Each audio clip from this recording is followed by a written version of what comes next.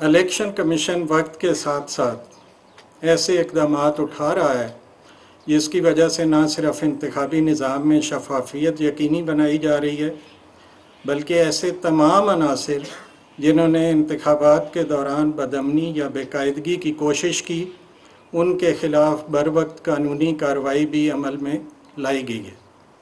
ان اقدامات سے انتخابات، جمہوری عمل اور الیکشن کمیشن پر عوام کے اعتماد میں اضافہ ہوا۔ الیکشن کمیشن کے ان اقدامات میں تمام اداروں، civil society organizations, development partners اور میڈیا کا کردار بہت اہم ہے۔ میڈیا نے الیکشن کمیشن کے ڈیفرنٹ ایکشنز کو پوری طرح سپورٹ کیا۔ الیکشن کمیشن کو اس کا احساس ہے اور میں کمیشن کی طرف سے میڈیا کا شکریہ ادا کرنا چاہتا ہوں۔ اس میں آپ اپریشیٹ کریں گے کہ کوڈ آف کنڈکٹ بنا تو دیا جاتا تھا لیکن اس کی امپلیمنٹیشن نہیں ہوتی تھی۔ کمیشن نے اکراس دا بورڈ، ہمارے لیے کوئی بڑا عہدیدار نہیں تھا، کوئی ورکر ہمارے لیے سب برابر تھے، اور پارٹی ہیڈ سے لے کے اور ورکر تک اگر کسی نے کوڈ آف کنڈکٹ کی خلاف ورزی کی ہے تو اس کے خلاف بھرپور ایکشن لیا گیا اور اس میں کسی قسم کی رعایت نہیں برتی گئی۔ اور یہی وجہ ہے کہ مختلف ٹائم پہ جو الیکشن ہوئے تو اس وقت کی حکومتوں کے عہدیداران جن میں وزراء شامل تھے ان کو پہلے ریزائن کرنا پڑا اور اس کے بعد انہوں نے الیکشن کیمپین میں حصہ لیا۔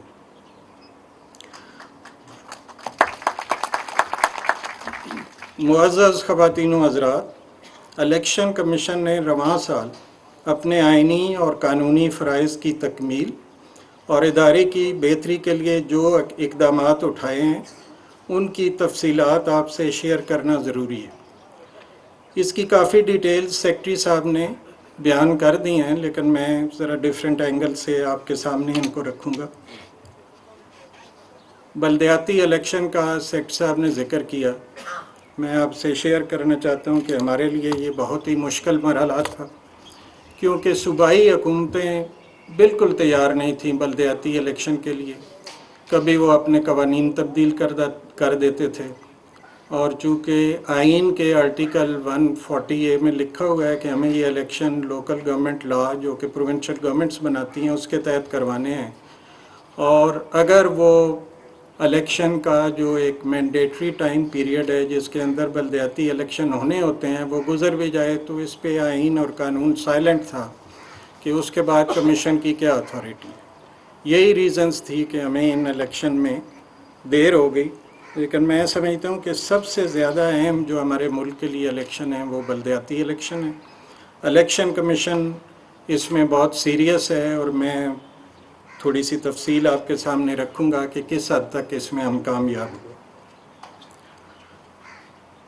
جیسا کہ آپ کو معلوم ہے کہ کوئی بھی صوبائی حکومت مقامی حکومتوں کے انتخابات کے انعقاد کے لیے کبھی بھی تیار نہیں ہوتی، تاہم الیکشن کمیشن کی مسلسل کوشش سے خیبر پختونخوا میں انتخابات کے انعقاد کا عمل 31 مارچ 2022 کو مکمل کیا گیا، اور اسی طرح کنٹونمنٹ کے انتخابات کے پرامن انعقاد کو بھی یقینی بنایا گیا۔ اس کے علاوہ بلوچستان کے 32 اضلاع میں 29 مئی 2022 کو انتخابات کا عمل مکمل کیا گیا، جبکہ بلوچستان میں سیلاب کی وجہ سے باقی ماندہ اضلاع میں ملتوی ہونے والے بلدیاتی انتخابات 11 دسمبر 2022 کو کرائے جا رہے ہیں۔ اسلام آباد کے انتخابات کا شیڈیول بھی جاری کر دیا گیا جس کی پولنگ 31 دسمبر کو ہوگی۔ سندھ کے پہلے مرحلے کے انتخابات میں 4 ڈویژنوں میں انتخابات کا انعقاد 26 جون 2022 کو ہوا۔ شدید بارشوں اور سیلاب کی وجہ سے کراچی ڈویژن اور حیدرآباد ڈویژن کے انتخابات مؤخر کیے گئے تھے۔ اب ان دونوں ڈویژنوں میں بھی 15 جنوری 2023 کو پولنگ ہو رہی ہے۔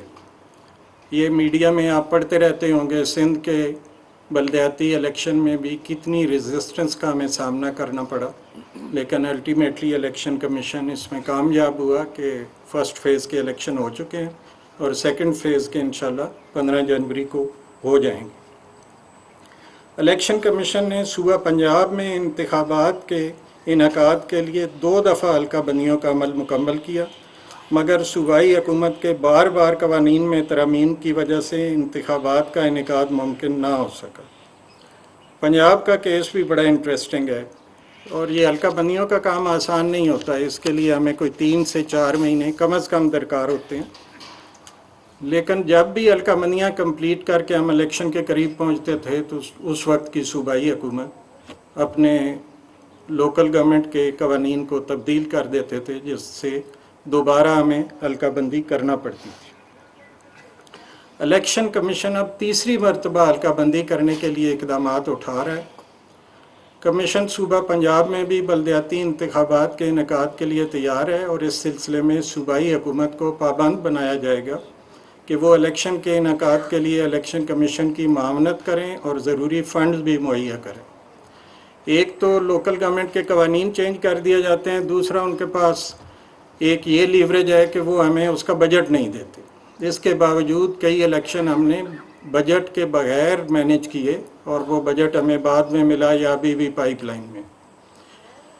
پنجاب کے بلدیاتی انتخابات انشاءاللہ اپریل کے آخری ہفتہ میں ہوں گے۔ یہ بھی ہماری مجبوری تھی، کیونکہ ابھی دوبارہ حلقہ بندی کرنا پڑ رہی ہے، اور منیمم پاسبل ٹائم رکھ کے حلقہ بندی کے لیے پنجاب حکومت کو پابند کر دیا گیا ہے کہ وہ اپریل کے آخری ہفتے میں ہر صورت یقینی بنائیں کہ یہ انتخابات ہو جائے۔ اور یہ بھی پنجاب حکومت کے ارباب اختیار پہ کلیئر کر دیا گیا ہے کہ اگر اس دفعہ وہ لوکل گورنمنٹ لا چینج کریں گے تو الیکشن کمیشن اس سے پچھلا جو لا ہے اسی کے تحت اپنے اختیارات آئین کے آرٹیکل 218(3) کے تحت استعمال کرتے ہوئے کروا دے گا۔ 2021 اور 2022 میں قومی اسمبلی کے 17 اور صوبائی اسمبلی کے 34 انتخابات کروائے گئے۔ عموماً یہ تاثر ہے کہ ضمنی الیکشن حکومت وقت جیتتی ہے، مگر ٹوٹل ضمنی انتخابات میں سے 35 اس وقت کی اپوزیشن نے جیتے اور 16 اس وقت کی حکومت نے، جو ان انتخابات کی شفافیت کا واضح ثبوت ہے، اور یہ فگر اینڈ فیکٹس اور ڈیٹا جو ہے یہ ثابت کرتا ہے۔ تمام ضمنی انتخابات کے دوران الیکشن کمیشن نے ضابطہ اخلاق پر عمل درآمد کو یقینی بنانے کے لیے ڈسٹرکٹ مانیٹرنگ آفیسرز اور مانیٹرنگ ٹیموں کی تعیناتی کی، اور انتخابی عمل کی سخت مانیٹرنگ کی گئی، اور ان خلاف ورزیوں پر مختلف عہدیداران کے خلاف ایکشن بھی لیا گیا۔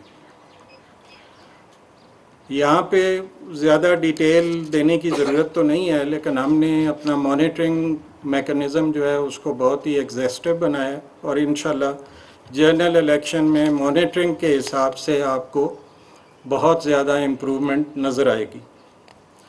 الیکشن کمیشن نے تمام مراحل کی تکمیل کے لیے حلقہ بندیوں کی حتمی فہرست مورخہ 5 اگست 2022 کو اشاعہ کر دی گئی ہے۔ یہ نیکسٹ جنرل الیکشن کی بات کر رہا ہوں۔ یہ مشکل کام تھا، مگر ڈی لمیٹیشن کمیٹیز اور کمیشن کے لیول پر اس کام کو خوش اسلوبی سے مکمل کیا گیا۔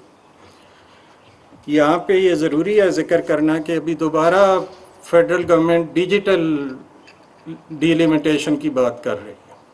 ہم نے بار بار گورنمنٹ کو سینسٹائز کیا ہے کہ کم از کم ہمیں 6 سے 7 مہینے ڈی لمیٹیشن کے لیے درکار ہوتے ہیں۔ اگر دوبارہ ڈیجیٹل ڈی لمیٹیشن کی جاتی ہے تو جو اتنی بڑی ایکسائز کمیشن نے کی ہے یہ ٹوٹل ضائع ہو جائے گی، اور پھر ابھی تک میرے خیال میں ڈیجیٹل ڈی لمیٹیشن کے کام شروع نہیں ہوا۔ اگر یہ ہمیں جتنا ٹائم ہمیں لازمی چاہیے دوبارہ حلقہ بندیوں کے لیے نہیں دیا جاتا تو ہمارے لیے بڑا مشکل ہو جائے گا دوبارہ حلقہ بندیاں کروانا۔ ابھی تک تو کمیشن کانفیڈنٹ ہے کہ اگر ٹائملی دوبارہ سینسز ہو گیا اور اس کا سی سی آئی سے اپروول ہو گئی اور کمیشن کو انفارم کر دیا گیا، باقاعدہ وہ آفیشلی پبلش ہو گیا، تو ہم نئی حلقہ بندیاں کر کے بھی جنرل الیکشن کرانے کے لیے تیار ہوں گے انشاءاللہ۔ آئندہ انتخابات کے لیے اپ ڈیٹڈ انتخابی فہرستوں کی فراہمی کو یقینی بنانے کے لیے کمیشن نے انتخابی فہرستوں پر نظر ثانی کا فیصلہ کیا، اور اس عمل کا آغاز نومبر 2021 میں شروع کیا گیا۔ ان انتخابی فہرستوں میں تمام اہل ووٹروں کے اندراج کو یقینی بنایا گیا اور 7 اکتوبر 2022 کو حتمی انتخابی فہرستیں شائع کی گئیں۔ یہ بہت ہی مشکل کام تھا۔ آپ کو آئیڈیا ہوگا اس کا کہ کئی دفعہ الیکشن کمیشن پہ بہت تنقید ہوئی، کچھ ایسے ووٹرز تھے جو زندہ تھے اور ان کو ڈیڈ شو کیا گیا۔ اسی طرح مختلف فیملیز جو تھیں ان کے ووٹ ڈیفرنٹ جگہوں پہ اسکیٹر ہو گئے۔ لیکن یہ جو حتمی فہرست ابھی نہ ہو، پریلیمنری الیکٹورل رولز ہوں، تو ان میں یہ ایشوز آتے ہیں۔ ان میں کچھ جگہوں پہ تو کمیشن کی سستی اور قائلی تھی، لیکن موسٹلی کمیشن کی سستی اور قائلی نہیں تھی۔ اور میں آپ سے شیئر کروں گا کہ مجھے ایک پارلیمنٹیرین جو بہت ہی سینئر پارلیمنٹیرین ہیں، کئی دفعہ فیڈرل منسٹر بھی رہے ہیں، انہوں نے میسج کیا اور بڑا گلہ کیا کہ جی میں تو فلاں جگہ سے کئی سالوں سے الیکشن لڑ رہا ہوں اور میرا ووٹ جو ہے وہ لاہور بھیج دیا گیا۔ تو میں نے انہیں کہا کہ جی یہ ہو تو نہیں سکتا، ہم چیک کرتے ہیں۔ جب چیک کیا گیا تو وہ پارلیمنٹیرین پارلیمنٹ کا حصہ تھے جب یہ قانون بنایا گیا اور ایک کٹ آف ڈیٹ مقرر کی گئی کہ اس کٹ آف ڈیٹ کے بعد آپ کو آپشن ہوگی، آپ پرماننٹ ایڈریس پہ یا ووٹ رکھ سکتے ہیں یا ٹیمپریری پہ، تھرڈ ایڈریس پہ ووٹ نہیں ہو سکتا۔ اور چونکہ ان کا پرماننٹ ایڈریس لاہور کا تھا، ان کا ووٹ وہاں ٹرانسفر ہو گیا۔ جب یہ تفصیل میں نے ان سے شیئر کی اور انہیں کہا کہ جی آپ تو قانون بنانے والوں میں شامل ہیں، کٹ آف ڈیٹ کا آپ کو اندازہ ہونا چاہیے، عام ووٹر کو تو نہ بھی ہو تو کوئی فرق نہیں پڑتا، تو انہوں نے اپنی غلطی کو تسلیم کیا۔